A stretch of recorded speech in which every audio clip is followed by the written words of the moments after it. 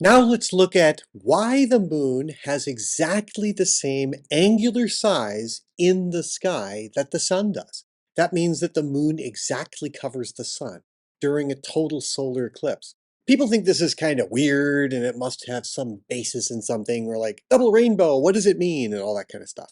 But what it really means is a confluence of factors that began with how the moon was formed, the fact that the moon is tidally locked to the Earth, and that the moon's orbit has changed over time. So let's look at all of those things, because right now we know from Apollo missions, the mirrors left on the moon, that the moon is drifting away about an inch and a half further every year. That's really interesting. So let's look at what this all means and how it relates to why it's the same size. So let's start with the formation of the moon. The giant impact hypothesis, which is depicted here, suggests that the moon was formed from the ejecta of some collision between the early Earth and some Mars-sized planet approximately 4.5 billion years ago. And that would be roughly about 20 to 100 million years after the solar system formed. The object that hit the Earth so long ago has been informally named Theia. Why? Because in ancient Greek mythology, Theia is one of the 12 Titans, who are the children of the earth goddess Gaia and the sky god Uranus. Her brother consort, and this is kind of what the thing that kind of makes people go, about it, is Hyperion, a Titan also, and a god of the sun. And together they're the parents of the sun, the moon, and the dawn, Helios, Selene, and Eos. And Hyperion is, just like Theia, hardly ever comes up in the mythology of the Greeks, and Theia is mostly important for the children that she bore, Selene, Eos, and Helios. That just means that the only thing you ever really hear about her is that she's at least the goddess of sight and vision, and had endowed gold, silver, and gems with their brilliance and value. Which is actually pretty interesting, considering that when a massive collision like this occurred, the heavy elements such as gold and silver sank to the center of the Earth, and very few of them went into the moon. Anyway, so this giant impact hypothesis is currently the favored hypothesis for the formation of the moon, and there's a lot of evidence that supports this hypothesis. The first is the moon's orbit has the same orientation as a similar orientation to the Earth's spin. The Earth's rotation axis and the moon's orbital axis are very closely aligned. They only differ by a little bit. The moon and Earth system also contains a huge amount of angular momentum. And this angular momentum is tied up in the Earth's rotation, the moon's rotation, and the moon revolving around the Earth. This is the sum of these things is significantly higher than the other terrestrial planets, Mercury, Venus, and Mars. And a giant impact would have definitively supplied this excess momentum, or it could have. The moon has a small iron core, and this gives the moon a lower density overall than the Earth, and computer models show that a giant impact of a Mars-sized body with the Earth would seem to make the impactor's core penetrate all the way into the Earth and fuse with the Earth's core. That would leave the moon, which was formed from the ejecta that we see here, that would be from the surface level stuff, like the not less metallic iron, because the Earth at this time had already partly stratified, meaning iron had sunk to the core, and less heavy materials were at the surface, such as silicates and so on. Furthermore, there is evidence from star systems other than the solar system where we see evidence of collisions that would result in debris disks. Here we see one of the earliest that was ever found. This is the star Beta Pictoris. Beta Pictoris is in the dead center of this image. There's an exoplanet, Beta Pictoris b. That blue occultation image is because that's an image from the Very Large Array. Um, but the infrared image goes up and to the left and down and to the right. That's European Southern Observatory Adonis instrument. But what we're really caring about there is not the exoplanet in the center, which is really cool, but really the dusty disk that is occurring in the upper left and lower right that surrounds the star Beta Pictoris. Debris disks would occur if there were major impacts, and Giant collisions are very much consistent with the leading theory of the formation of the solar system, and such debris disks are found around other stars, so we do believe that this is the case. Next, the Apollo moon samples showed that stable isotope ratios of the lunar and terrestrial rocks, the rocks from the moon and the rocks from the Earth, they're identical. And that implies a common origin. Also, the Apollo moon samples indicate that the moon was once molten to a great depth. And this would have required a huge amount of energy than would be predicted from available if you just had an accretion of the body from the moon size. If just it came together under gravity inside its own dust, inside that dusty disk that we saw around Beta Pictoris. Now, in order to make it much more molten quite deeply, an extremely energetic process, but such as a giant impact, could provide that energy. Next, the moon is depleted of volatile elements compared to the Earth. Volatile elements vaporize at comparatively low temperatures, and they'd be lost in some high energy event. With the moon's smaller gravity, would not be able to recapture them, but the Earth would.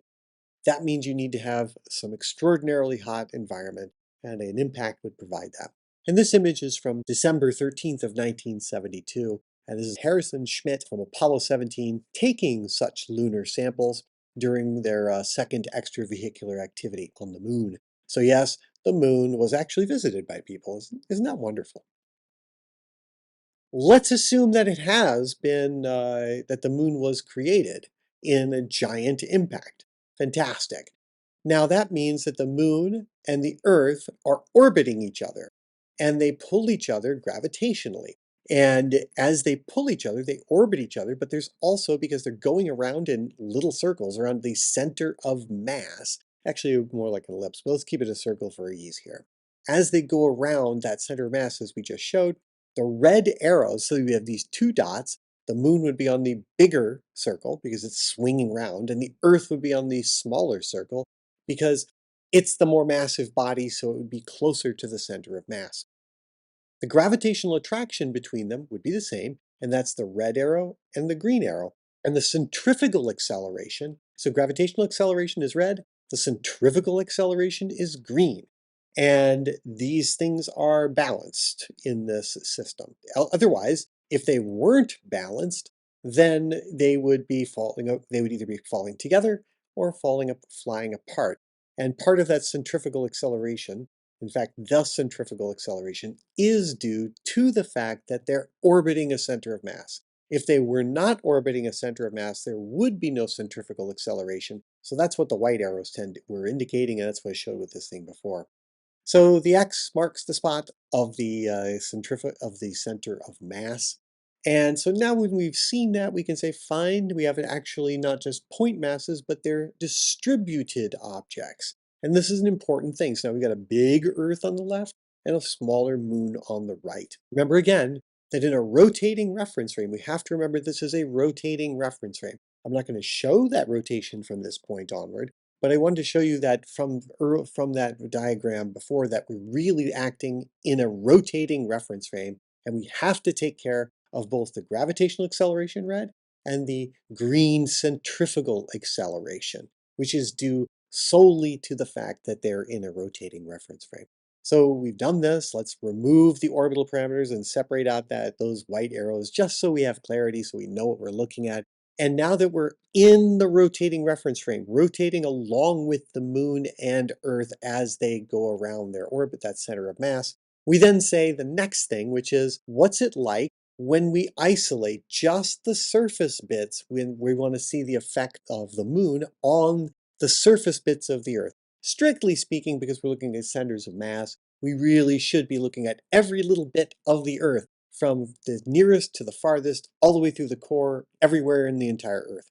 But that would make a really messy diagram, and I don't want to do that. I want to actually be clear, so I'm just going to look at the surface bits, but we have to remember that the tidal interaction from the moon on the Earth is going to be due to all of the parts of it. But I'm just going to choose a series of lines.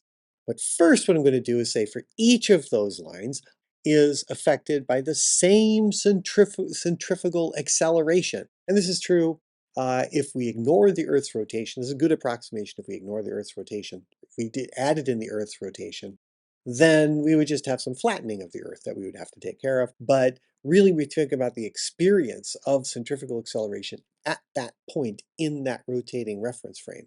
So what do we mean? They're always pointing in the same direction. So I just want to help you with that. What I mean, why I can say that all of these green arrows are the same. It's because in a rotating reference frame, they're all going to rotate around their own center of mass. So let's see what that kind of looks like. Each of those green arrows is staying with respect to each other as they orbit the center of mass.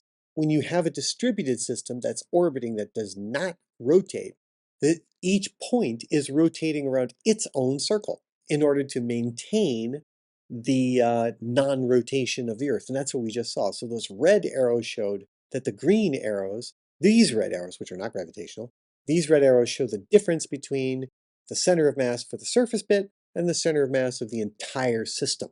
And they're the same because they're going around a circle that has the same diameter at the same speed.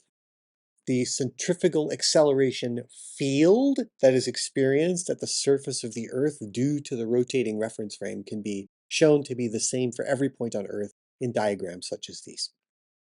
Let's get back to this original thing where we have the centrifugal acceleration inside this rotating reference frame. And now what we're going to do is we have to take the center of mass, red arrow in the Earth, and apply each of its bits per bit. So that's what we're going to do next. So what I did is I removed the center of mass of the Earth and put the yellow arrows on each of the lines that says each bit of the Earth here is feeling a gravitational acceleration towards the center of mass of the moon over on the right. And so we have two arrows at each point. One centrifugal, which is green, and one gravitational acceleration, which is yellow. The yellow ones differ from the green ones because some points on Earth in this distribution are closer to the moon and some are farther. If they're farther, the arrow will be shorter. If they're nearer, the arrow will be larger. If they're off axis, they'll have to point towards it, so they'll kind of swing down a little bit. And so if like at the very top, the yellow arrow is bent very much down compared to the green arrow. But in the near side, at like say 3 o'clock, the yellow arrow is exactly the opposite direction as the green arrow, but it's longer, so therefore the gravitational acceleration is greater. But at 9 o'clock, the centrifugal acceleration is greater than the gravitational acceleration. All of these things added together would make the red arrow we saw on the previous slide. Okay, so let's get rid of the lines just to make it a little easier to see. Now I'm going to add the two arrows together. If I vector added the green and the yellow one together, I get the little blue ones. And these are the net acceleration between inside of this rotating reference frame at that point on the surface of Earth. So this is a vector addition. So the green arrow plus the yellow arrow equals the blue arrow for each one of them. This is vector addition. And so we're left with these. We really don't have the other two things because their net effect is the blue arrow. And now let's look at all of the arrows on that surface, every single one.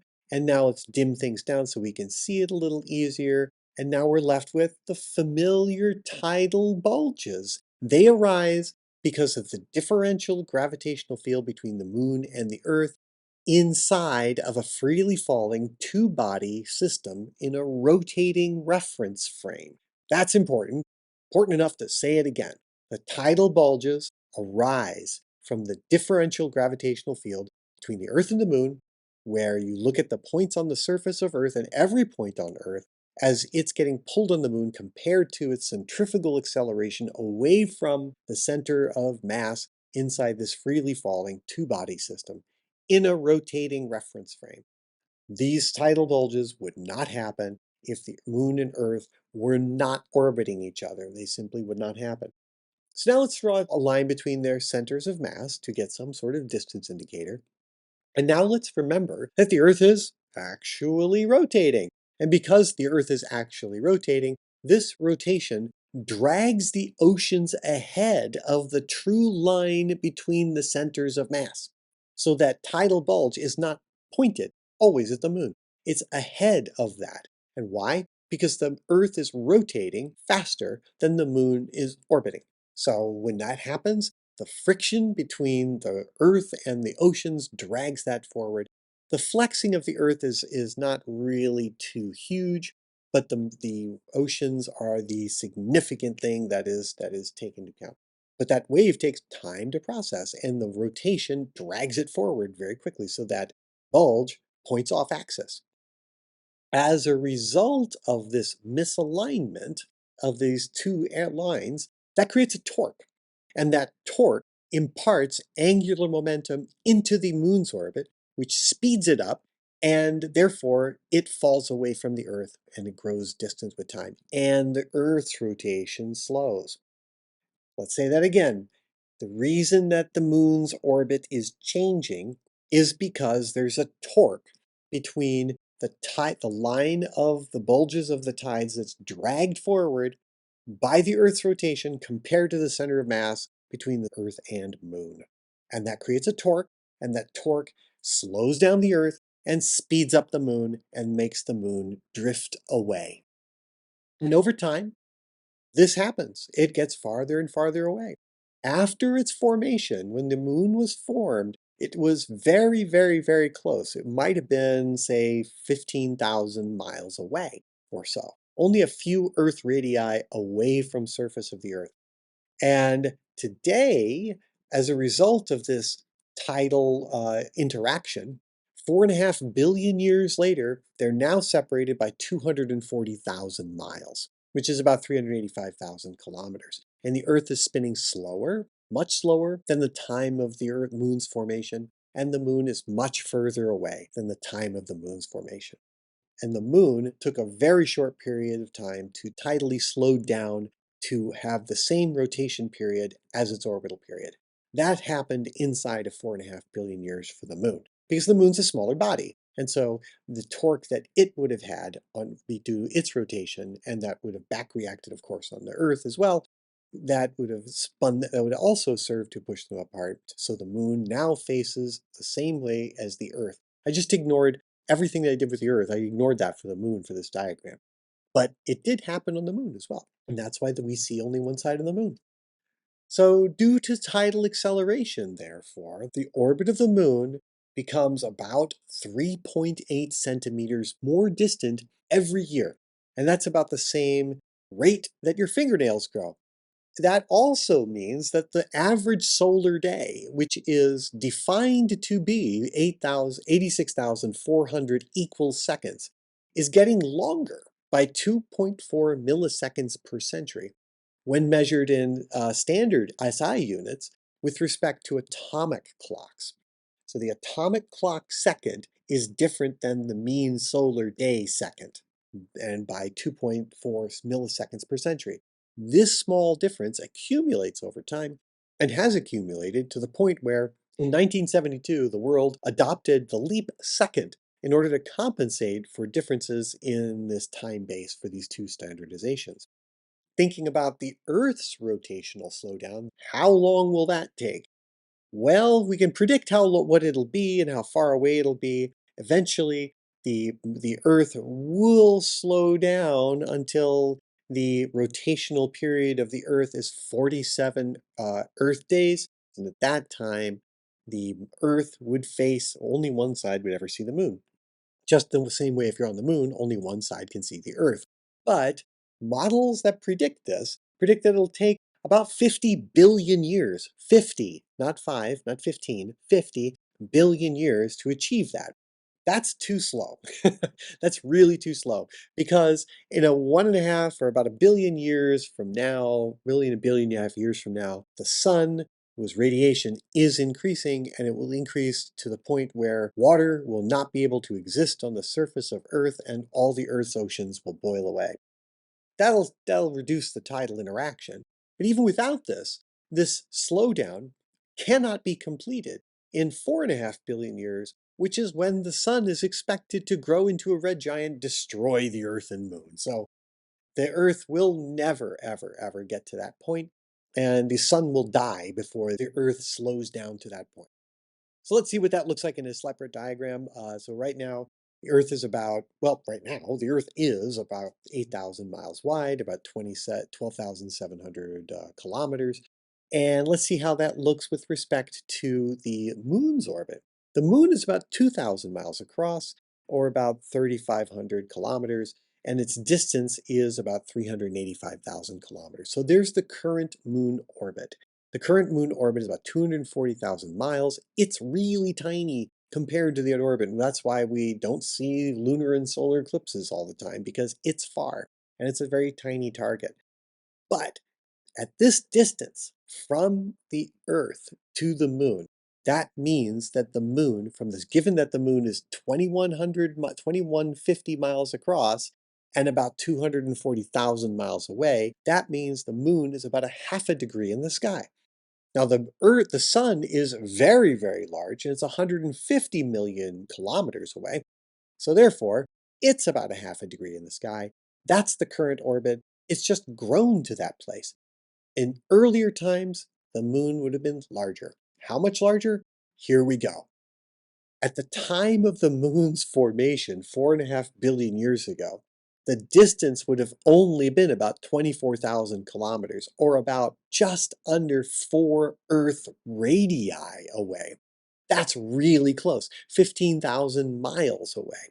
That's super close. At that distance, when the moon was formed, it was about 8.5 degrees in the sky, or 8.3 degrees in the sky. This is enormously close. Now, the Earth was spinning a lot faster, and the moon was going around quickly, and the month was a lot shorter. This was a whole ball of wax. It was a really crazy time. And well, after the formation, the Earth did not look like this. It just was a hot, glowing, molten thing, and so was the moon. But let's see what that might have looked like. Let's pretend. So let's go today. Here is an image that looks over Europe, taken as an AP photo by Petros Giannakouros. And in this image, we see a full moon rising in the east, and it's quite beautiful.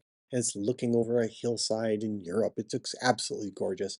And in this image, the moon is 1/2 a degree. So whatever the size scale of this image that we're seeing, the moon is half a degree.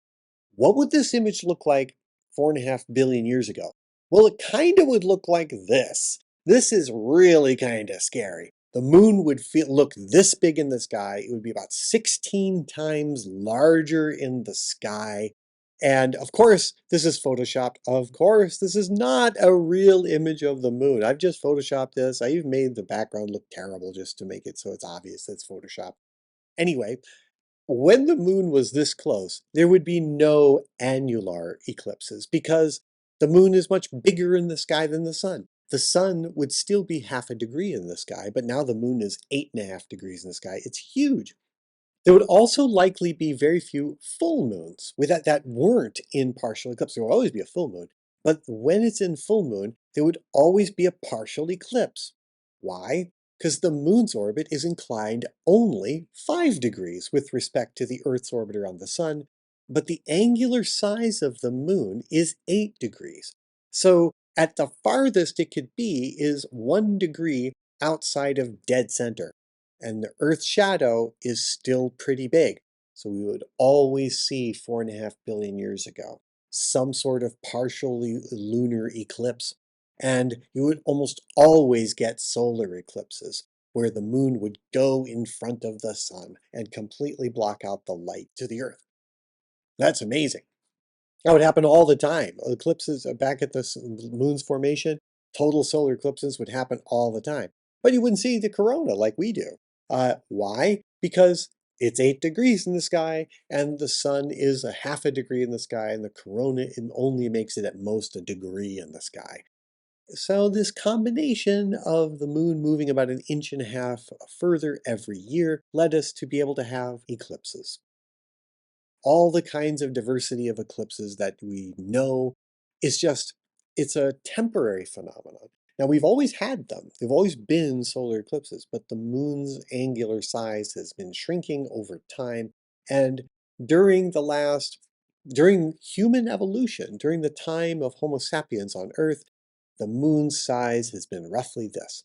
So many of the archaeoastronomy sites that have been found across the world, which can be many of them are World Heritage sites, they describe how ancient cultures were really trying to understand the motion of the sun and the moon.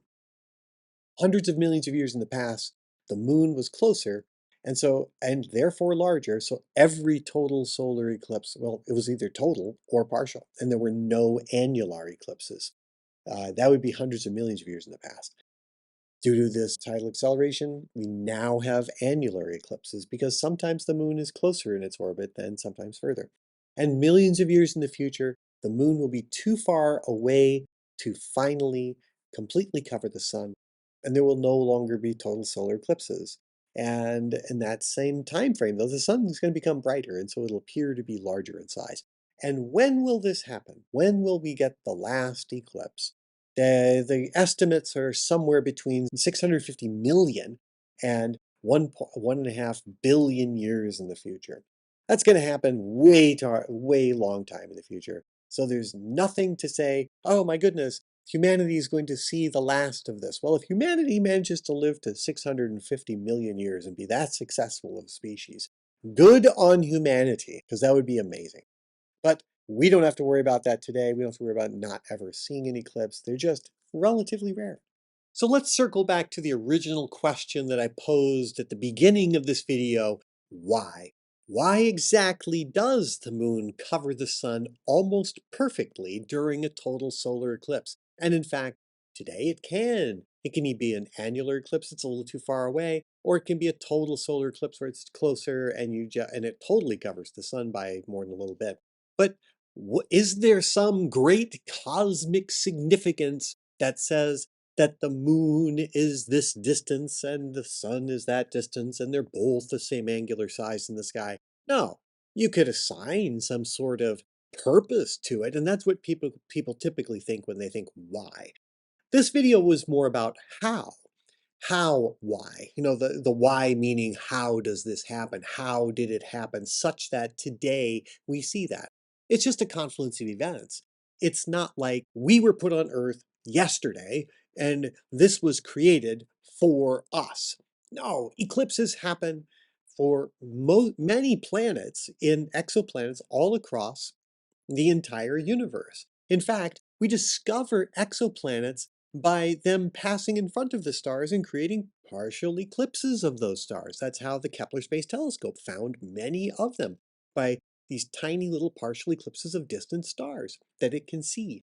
And so, and if you were on Jupiter, there's so many moons, you'd have all sorts of little eclipses. And so what we look at is that there's no religious significance. There's no purpose for a total solar eclipse. So when we say why exactly? Well, it's just that time in geologic history where it is doing that.